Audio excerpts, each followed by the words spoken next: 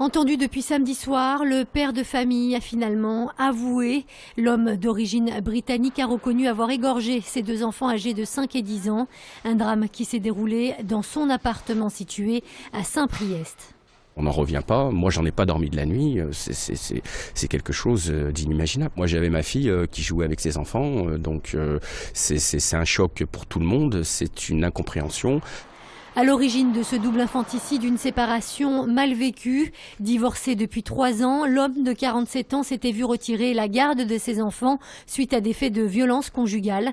Ce samedi, c'était la première fois que la mère acceptait de le lui confier sans une personne tiers. La maman est revenue pour chercher son enfant parce qu'ils avaient rendez-vous près de la boulangerie. Quand elle a vu que le gars ne venait pas, elle est rentrée, elle a sonné et il n'y a personne qui répondait. Elle a paniqué. Elle a appelé la police est venue. Déféré aujourd'hui au tribunal, le père de famille devrait être inculpé d'homicide volontaire. La préméditation, en revanche, ne devrait pas être retenue par le parquet. Les primaires UMP pour les municipales à Lyon, au cœur du grand débat organisé ce soir sur TLM. En attendant le vote prévu le 2 juin, les 5 candidats se retrouvent pour la première fois sur un plateau de télévision. L'occasion de découvrir leur programme en matière notamment de transport, de logement ou encore de sécurité. Un débat organisé en partenariat avec RCF et la chaîne parlementaire. Première diffusion à 19h30. Organiser une primaire, une première pour les responsables locaux de l'UMP. 5 candidats sont en lice pour représenter le parti dans la course à la mairie de Lyon en 2014. Pour les départager, chacun pourra aller voter les 2 et 9 juin prochains.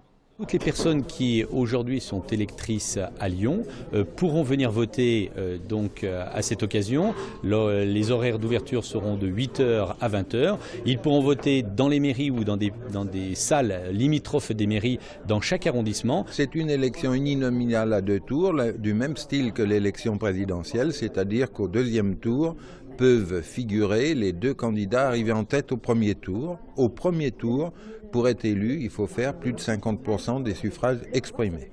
L'UMP a prévu un budget maximum de 30 000 € pour cette primaire. Le suspense demeure sur le taux de participation. Alors écoutez, quant à la participation, pour nous c'est un processus qui est nouveau. Je dirais dès l'instant où il y a un certain nombre déjà des gens qui se déplacent, c'est une très bonne chose. Après, mettre une barre ou mettre un nombre aujourd'hui, c'est beaucoup trop tôt. Je crois que les 5 candidats aujourd'hui font campagne et c'est à eux à mobiliser donc les Lyonnais. Enfin, des Lyonnais qui pour aller voter devront signer la charte de l'UMP et verser 1 €.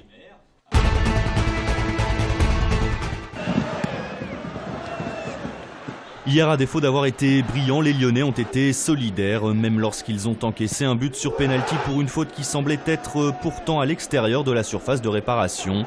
Et même lorsque leur capitaine a été expulsé après 2 cartons jaunes, Lyon n'a pas craqué et a réussi à égaliser, ou plutôt Clément Grenier a réussi à égaliser d'un coup franc Juninesque à la 76e minute. Le report du match au dimanche pour cause de pluie diluvienne sur la Côte d'Azur la veille n'avait pourtant pas été une si mauvaise chose. En plus de jouer sous le soleil, les Lyonnais avaient toutes les cartes en main pour savoir quoi faire dans la course à la Ligue des Champions. Une victoire à Nice et plus personne ne pouvait leur ravir la 3e place. Avec ce score de parité 1 partout, la donne reste la même. Il faudra gagner à Gerland dimanche prochain contre Rennes. C'est une histoire vraiment humaine.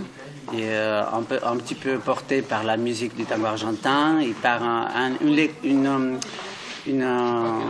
concept on essaie de faire traiter à travers la danse contemporaine et le langage aussi de la danse du tango argentin.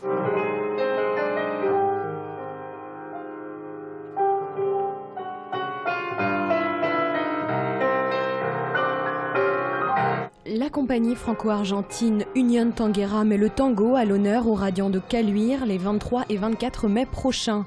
L'occasion de redécouvrir le tango, une danse de couple sensuelle et poétique.